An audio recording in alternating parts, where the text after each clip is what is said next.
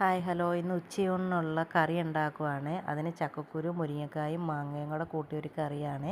ഞാൻ ഉണ്ടാക്കുന്നത് ഇങ്ങനെയാണ്: കുറച്ച് തേങ്ങയും പച്ചമുളകും മഞ്ഞൾപ്പൊടിയും, ഞാൻ മുളക് പൊടി ഇടാറില്ല, അതിന് പകരമാണ് പച്ചമുളക് ഇട്ടേക്കണം കേട്ടോ. ഇച്ചിരി ജീരകം, ഗ്യാസ് ഉണ്ടാക്കാതിരിക്കാൻ വേണ്ടി. അത് നന്നായിട്ട് അരച്ച് ഇതുപോലെ നല്ല വെണ്ണ പോലെ അരയ്ക്കുവേ. അതിന് ശേഷം ചക്കക്കുരുവിൻ്റെ അകത്തേക്ക് വെള്ളം ഒഴിച്ച് കുറച്ച് ഉപ്പും ഇട്ട് ഫസ്റ്റ് ഒരു വിസിലടിച്ച് വേവിക്കും. ചക്കക്കുരു ഒന്ന് ഇത് പെട്ടെന്ന് വേവുന്ന ചക്കക്കുരു ആയതുകൊണ്ട് ഒരു പ്രാവശ്യം അടിക്കത്തുള്ളേ.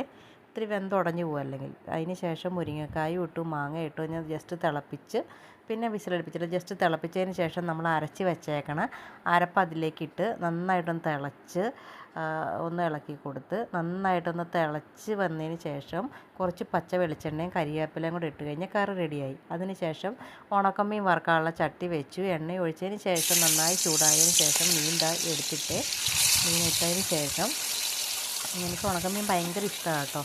എനിക്കിഷ്ടമുള്ളൊരു സാധനമാണ് ഉണക്കമീൻ. അതിന് ശേഷം നമ്മുടെ ചോറ് റെഡിയായി. ചക്കക്കുരു മാങ്ങയും മുരിങ്ങക്കായും ചെമ്മീൻ എനിക്ക് ഒന്നുകൂടെ നല്ലതാണ് കേട്ടോ. പിന്നെ ഉണക്കമീനും അച്ചാറും പപ്പടവും. ഇന്ന് ഊണിന് ഇത്രയേ ഉള്ളൂ.